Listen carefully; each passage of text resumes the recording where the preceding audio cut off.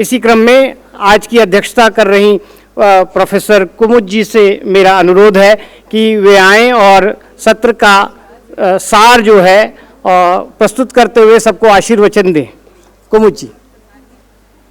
इस मंच पर उपस्थित मेरे सहयोगी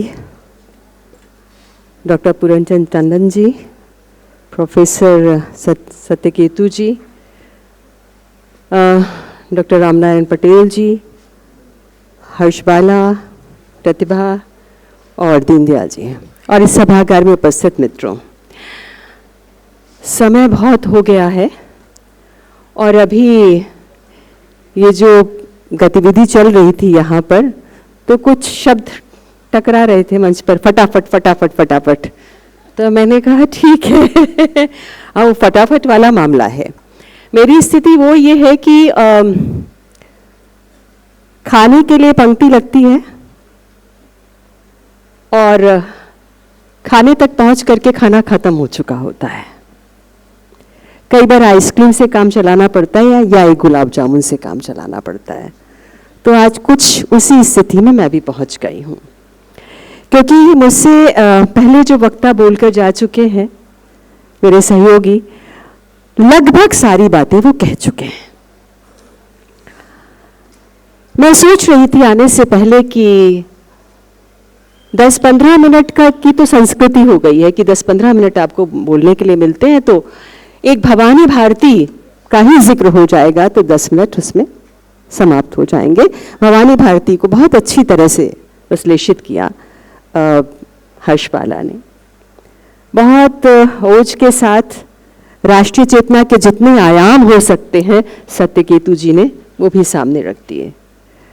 रामनारायण पटेल जी ने उनके जीवन के, उनकी चेतना, धर्म, दर्शन, आध्यात्म के बहुत सारे जो आयाम यहाँ पर खोले, तो बहुत कुछ कहने को बचता नहीं है। जो भी बातें यहाँ उभर करके आई और यहाँ श्रोता जो बैठे हुए बहुत अच्छी तरह समझ गए होंगे कि महर्षि अरविंद घोष जी की अपने देश के साथ क्या जुड़ाव रहा होगा, देश के साथ उनके भावों का रिश्ता कैसा था, ये अच्छी तरह समझ में आ गया होगा। देश के प्रति उनका आचरण कैसा था। अगर राष्ट्रीयता को समझना है तो इन सब बातों को समझना बहुत जरूरी होता है। जब हम किसी महान व्यक्ति को, वो विचारक हो, भारत का निर्माता हो, लेखक हो, किसी को भी समझना चाहते हैं तो बहुत सारे रास्ते आपके पास होते हैं। आप साहित्य के माध्यम से वहां तक पहुंचते हैं, आप उनके भाषणों के माध्यम से वहां तक पहुंचते हैं, आप उनके व्यक्तिगत जीवन को खोलते हुए भी वहां तक पहुंचते हैं। और अरविंद घोष जी के अगर व्यक्तिगत जीवन को आप देखें, और किन बहुत सारी चीजें यहां पे कही जा चुकी हैं कि किन परिस्थितियों में वो एक देशभक्त कवि, राष्ट्रवाद के नायक और मानवता के पुजारी बनकर के उभरते हैं। जीवन के कौन से पड़ाव रहे तो आपको लगेगा कि वाकई उनके भीतर राष्ट्र के प्रति कैसी गहरी चेतना होगी, अपने देश के साथ उनकी मानसिक संसक्ति की सीमा क्या होगी। 5 वर्ष की उम्र में जो बच्चा दार्जिलिंग के कॉन्वेंट स्कूल में डाला गया, और ऐसे स्कूल में जहां के शिक्षक भी यूरोपियन और जो छात्र पढ़ने आ रहे हैं वो भी यूरोपियन, जहां आप कोई भारतीय भाषा नहीं पढ़ाई जाती, उसके बाद इंग्लैंड भेज दिया जाता है 7 वर्ष की उम्र में बताया गया, और उसके बाद वो ऑस्ट्रेलिया भी जाते हैं, और इस तरह से 14 वर्ष के बाद वो यहां लौटते हैं। लेकिन भारत भूमि से बाहर रहते हुए भी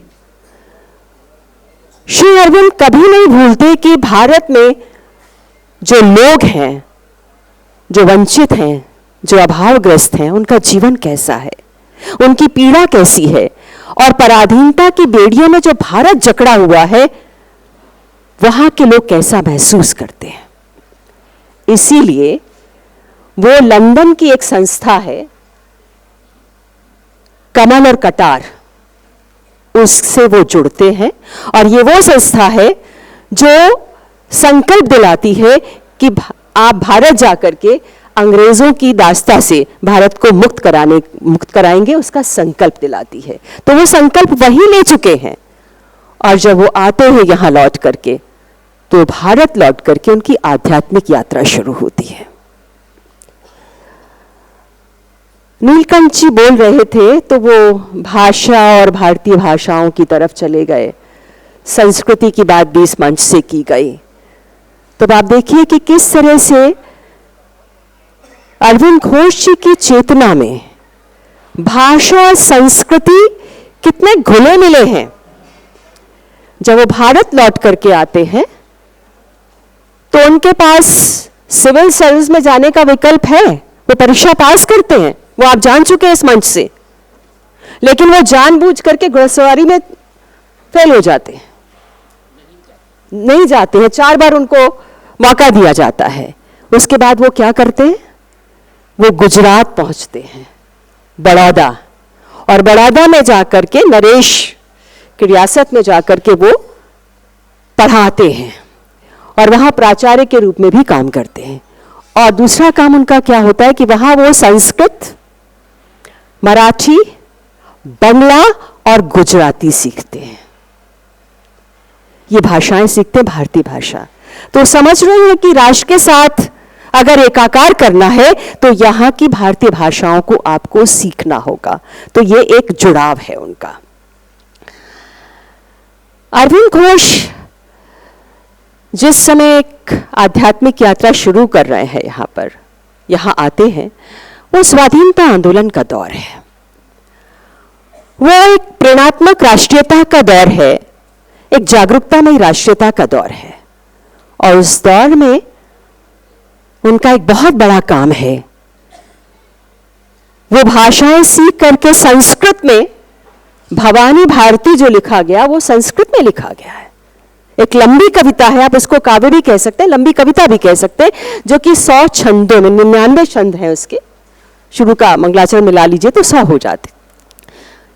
बहुत, जिसका बहुत विस्तार से जिक्र कर चुकी हैं, समय नहीं है तो मैं अब नहीं जाऊंगी इसमें, भवानी भारती का, कि किस तरह से पुकार है और वो एक राष्ट्र का आवाहन है। पूरी कविता भवानी भारती राष्ट्र का आवाहन है, और राष्ट्र का आवाहन है कि भारत माता को, आपको दास्ता से मुक्त कराने का। और पूरी कविता ये बताती है कि कितना उत्पीड़न है, उस पराधीनता में कैसा दुख है, और वो संघर्षमयी चेतना आपके भीतर जगाती है, जागरूकतामयी चेतना जगाती है और पूरे भारत को जगाती है।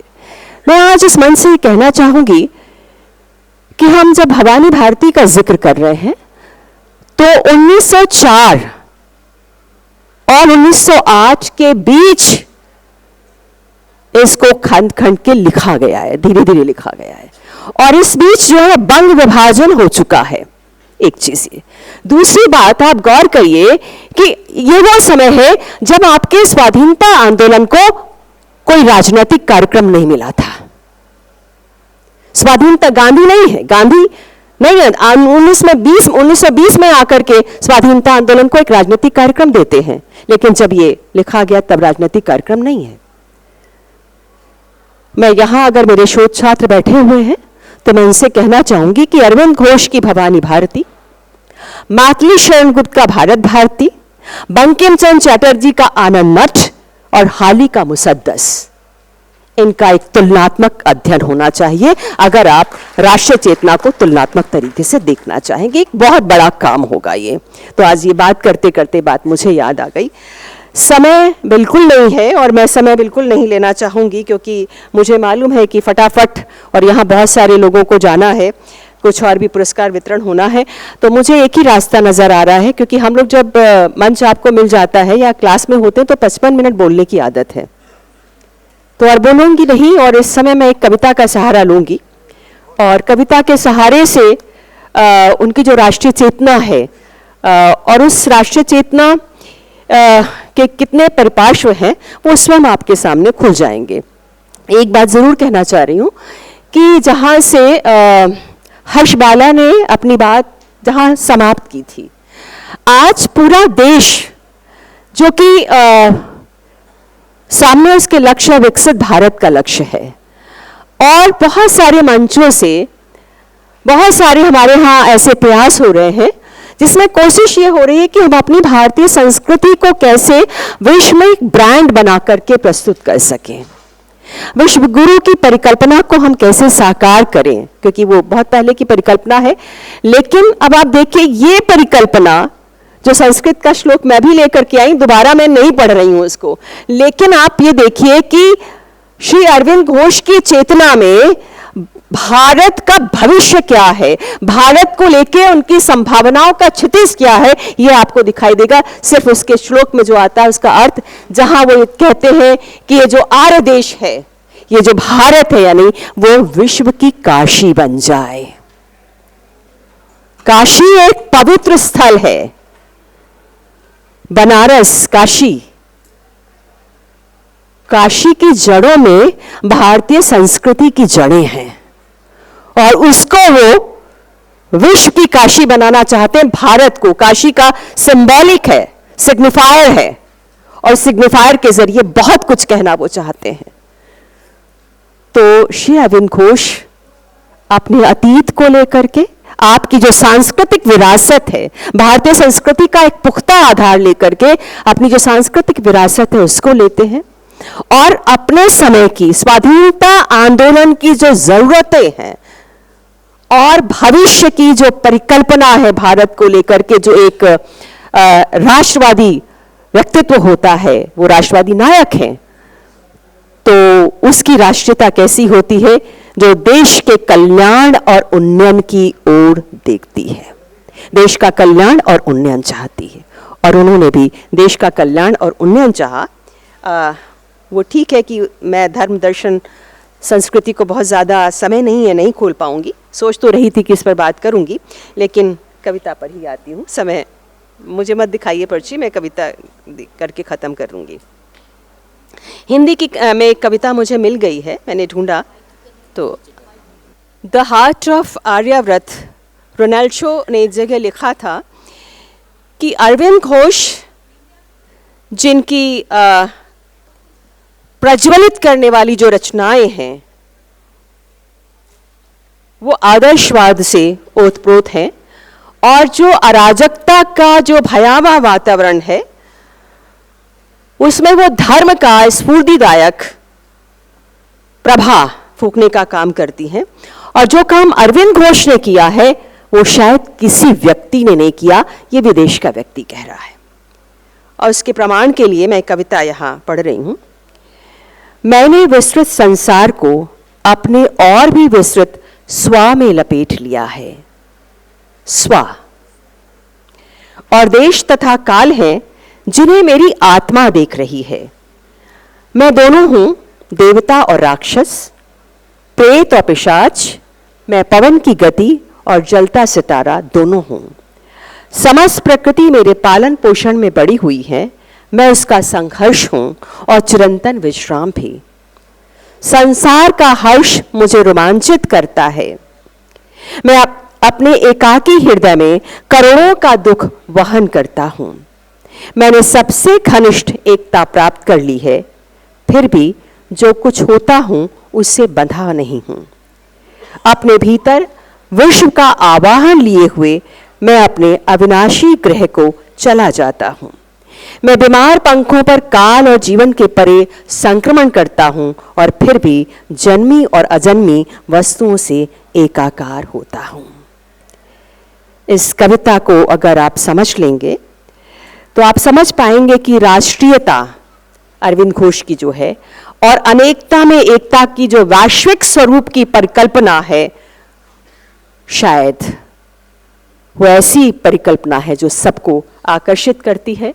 और ये परिकल्पना आज के संदर्भ में भी इसलिए प्रासंगिक है कि ये संघर्षात्मक परिप्रेक्ष्य में आपको सामंजस्य का एक परिप्रेक्ष्य उपलब्ध कराती है जिसकी आज बहुत जरूरत है।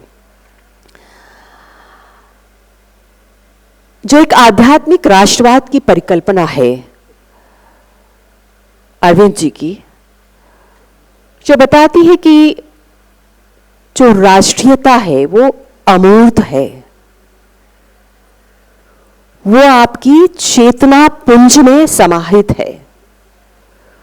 और राष्ट्रीयता से अगर आप राष्ट्रीय नहीं हैं तो आप अंतर्राष्ट्रीय भी नहीं हो सकते हैं। राष्ट्रीयता से फिर आप अंतर्राष्ट्रीय होते हैं। और अरविंद घोष की राष्ट्रीयता भी अपने भारत की जड़ों से जुड़ते हुए, अपनी सांस्कृतिक विरासत की जड़ों को सींचते हुए विश्व में जो कुछ भी अच्छा है उसे लेने में कोई परहेज नहीं करती है। राष्ट्र, विश्व, मानव, ईश्वर, इन सब की परिकल्पनाओं को हमें फिर से समझने की जरूरत है। और जिस तरह से वेद रहस्य लिखा अरविंद जी ने, गीता प्रबंधन की बात की, तो आप देखिए कि वो वेदों को सर्वोच्च आध्यात्मिक सत्ता मानते हैं और उपनिषद, गीता, रामायण, महाभारत ये जो है उसको वेद की निरंतरता में ही व्याख्यायित करते हैं और वेद की निरंतरता में ही देखते हैं। तो मुझे लगता है कि मुझे अब समाप्त करना चाहिए। और कुछ सूत्र हैं जो मैंने दिए, बहुत संक्षेप में मैंने अपनी बात रखी आपके सामने।